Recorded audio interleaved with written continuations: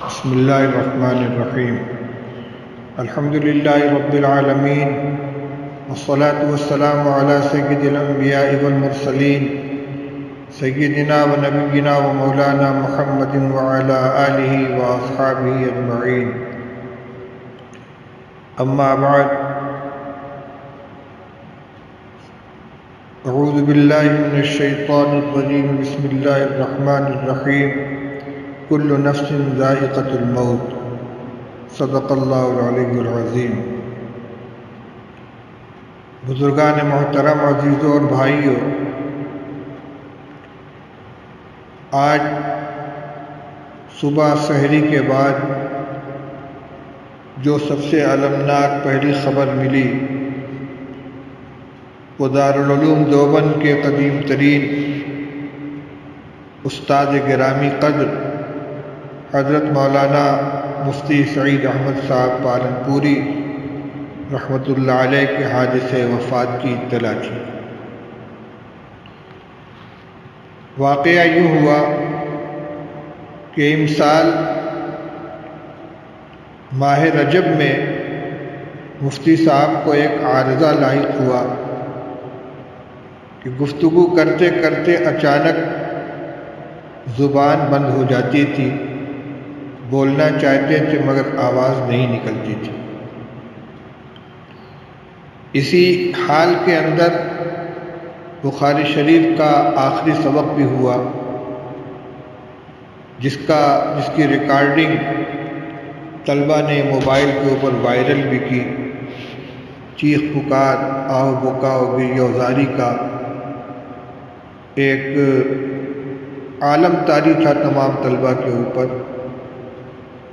حضرت مفتی صاحب رحمۃ اللہ علیہ نے سبق مکمل کیا اور فوراً اپنے صاحبزادے کے ساتھ بمبئی کا سفر کیا۔ اس سے پہلے ان کا آپریشن بھی بمبئی میں ہوا ہے، کامیاب آپریشن ہوا تھا، اور اس کے علاوہ کئی بار چیک اپ کے لیے بھی ممبئی جا چکے تھے۔ وہاں ان کی صاحبزادی کا مکان بھی ہے۔ مفتی صاحب بمبئی تشریف لے گئے اور ان کے جانے کے چند ہی دنوں کے بعد ملک میں لاک ڈاؤن نافذ ہو گیا اور ان کی واپسی دیوبند نہیں ہو سکی۔ اس درمیان ان کے بیان کا بھی سلسلہ جاری رہا، مجلسیں بھی قائم ہوتی رہی۔ کوئی بیماری کی خاص علامت نہیں تھی۔ جس بیماری میں وہ پہلے مبتلا تھی، یعنی زبان بندی کی شکایت، اس کا سمٹم پکڑ لیا گیا، اس کا علاج بھی ہوا اور الحمدللہ اس سے افاقہ ہو گیا تھا۔ ادھر چند روز پہلے طبیعت خراب ہوئی، ان کو اسپتال میں داخل کیا گیا اور ایک ہی 2 دن کے اندر حالت سیریس ہو گئی۔ کل یہ خبر لگی کہ ان کے پھیپھڑے میں پانی آ گیا ہے۔ رات ان کے صاحبزادے سے بات ہوئی، انہوں نے بتلایا کہ آکسیجن کے اوپر رکھ دیا گیا ہے۔ آج صبح سحری کے بعد 4 بجے گفتگو ہوئی تو بتلایا کہ اسپتال میں جو صاحب خدمت میں معمور تھے انہوں نے یہ بتلایا کہ ڈاکٹر کے کہنے کے بموجب 2% آرام ہے، سانس لینے میں دقت جو تھی اس میں 2% کی کمی ہے۔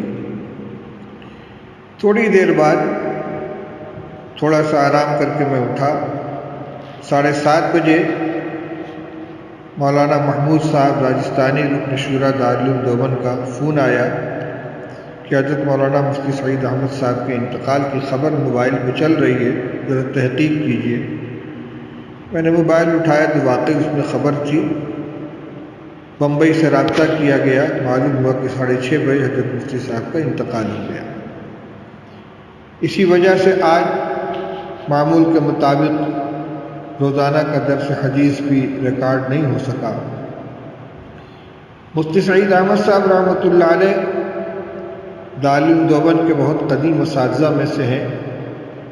سن 1393، 94، 95 یہ ان کے ابتدائی تقرر اور پھر استقلال کا سال ہے۔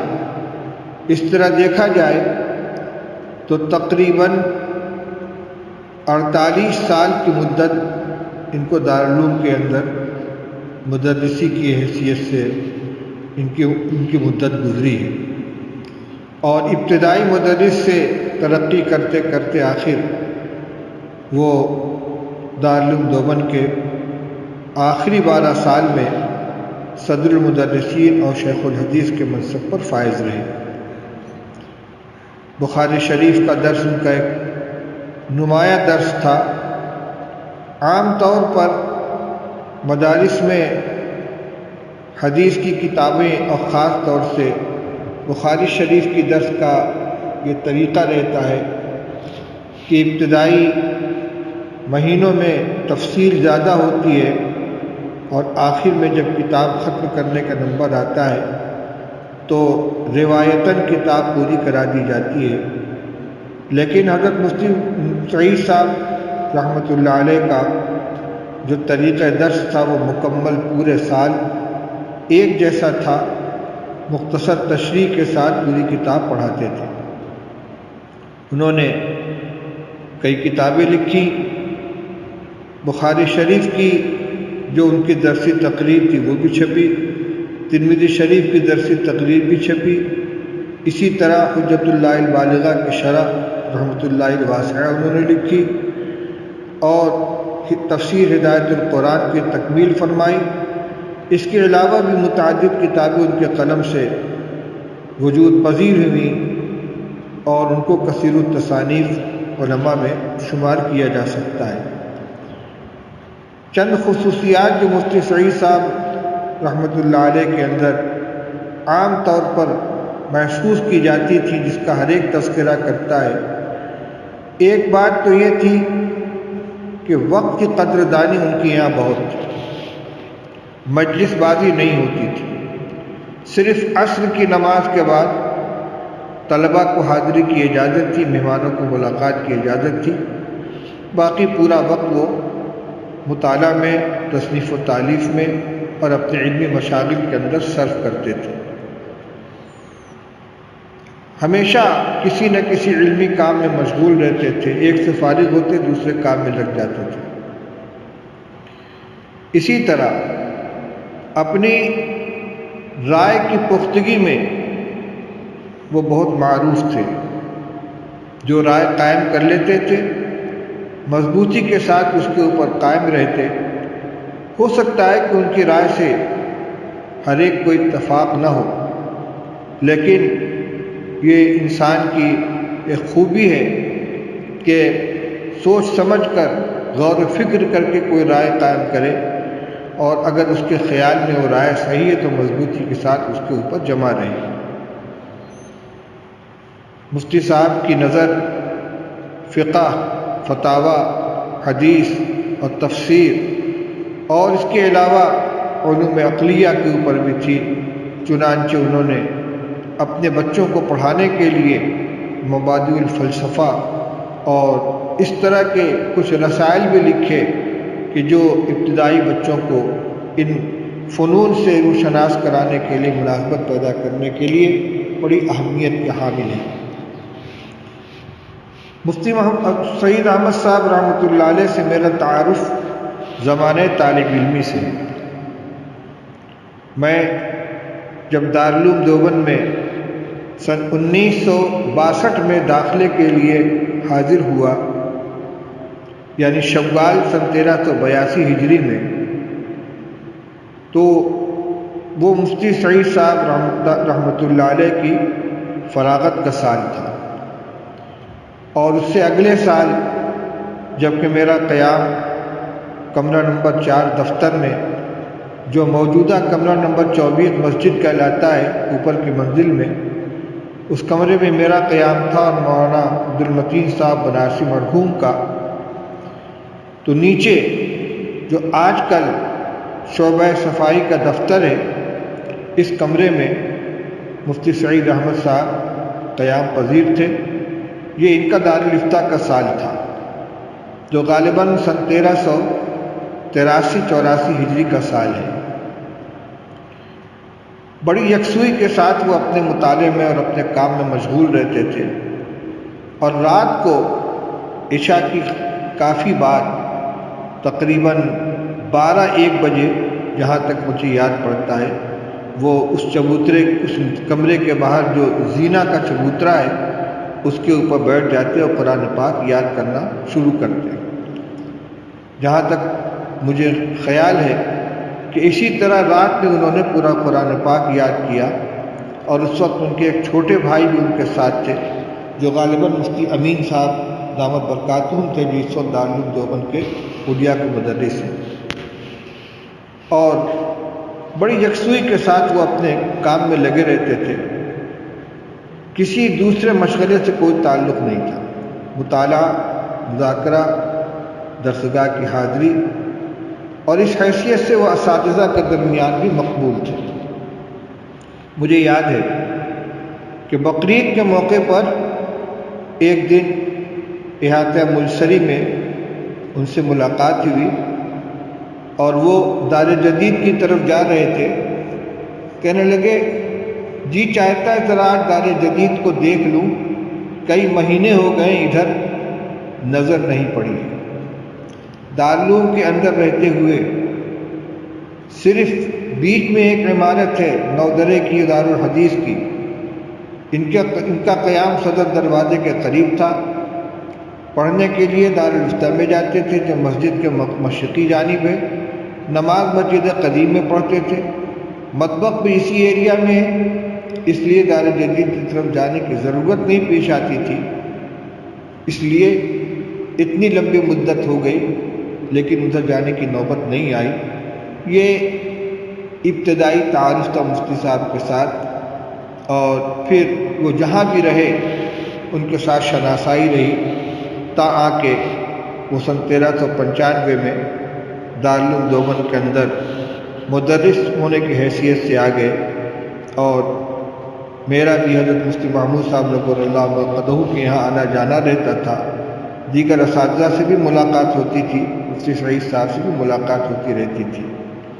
پھر سن 1992 میں جب دارالعلوم دیوبند کی مجلس شورا کی رکنیت ملی تو اس کے بعد سے مفتی صاحب سے اور قریبی تعارف ہوا. سن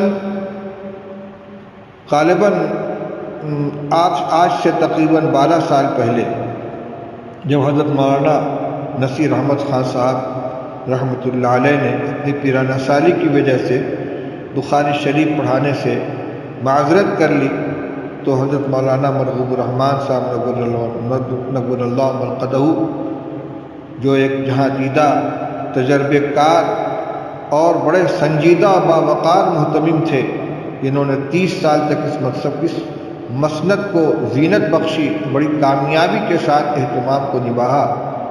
انہوں نے مفتی سعید احمد صاحب کو بلا کر بخاری شریف کی تدریس ان کے حوالے کی، اور اتفاق سے اس وقت میں اسی جگہ موجود تھا. کسی ضرورت سے حضرت محتمم صاحب نے مشورہ کرنے کے لیے مجھ کو بنارس سے بلوایا تھا، اور مفتی منظور احمد صاحب کانپوری رحمۃ اللہ علیہ کو بھی بلوایا تھا. مفتی صاحب تو دہلی تک پہنچے، دیوبند نہیں آ سکے، لیکن میں حضرت محتمم صاحب کی خدمت میں حاضر تھا. میری موجودگی میں انہوں نے مفتی سعید احمد صاحب کو بلوایا اور ان سے کہا کہ مولانا نصیر احمد خان صاحب نے بخاری شریف پڑھنے سے معذرت کر دی ہے، بخاری شریف کو سبق آپ کو پڑھانا ہے. پھر اس کے بعد کی شورا میں باقاعدہ اس کو منظوری حاصل ہو گئی، اور اس وقت سے مفتی سعید احمد صاحب دارالعلوم دیوبند کے صدر مدرسین رہے. یہ ان کا آئینی عہدہ تھا، اور ان کا سارا مشغلہ درس و تدریس، تصنیف و تالیف اور مطالعہ اور کتب بینی کے ساتھ وابستہ رہا. اسفار نہیں کرتے تھے. ہاں، تعلیم کا وقت مکمل ہو جاتا، اسباق پورے ہو جاتے تو فوراً سفر میں نکل جاتے. عموماً امریکہ یا یورپ کے کسی ملک میں ان کا پورا رمضان گزرتا تھا. وہاں بیانات ہوتے، لوگ ان سے مستفید ہوتے.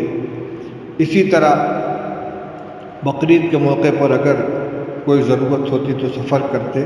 لیکن ایام تعلیم میں عام طور پر سفر کرنے کا مزاج نہیں تھا۔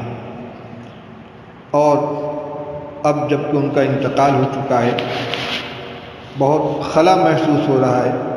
دارالعلوم دیوبند کے لیے ادھر گزشتہ 2-3 سال بہت خسارے کا، اس اعتبار سے بڑے خسارے کا زمانہ ہے کہ بڑے بڑے حضرات ایک ایک کر کے رخصت ہوتے گئے۔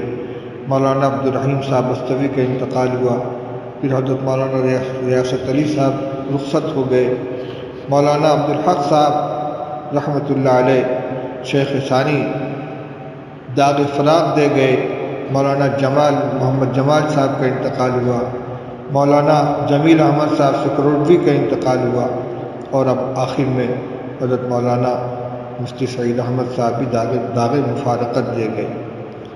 ان کے اوپر مضامین بھی آئیں گے، بیانات بھی ہوں گے، لوگ اپنی اپنی معلومات کے مطابق ان کے حالات، ان کے خصوصیات کو ذکر کریں گے۔ آج چونکہ تازہ حادثہ تھا، اس لیے میں نے ان کے بارے میں کچھ عرض کیا۔ جانے والے چلے جاتے ہیں، اور جو ان کے پیچھے رہ جاتے ہیں ان کی بھی کوئی ذمہ داری بنتی ہے۔ اس سلسلے میں ایک اہم بات یہ عرض کرنی ہے کہ ہمارے اندر و خاص طور سے طبقہ علماء میں منافست کا ایک ماحول رہتا ہے۔ کبھی کبھی اس منافست میں کچھ نامناسب باتیں بھی زبان سے نکل جاتی ہیں، جن کو جائز اور درست نہیں کہا جا سکتا۔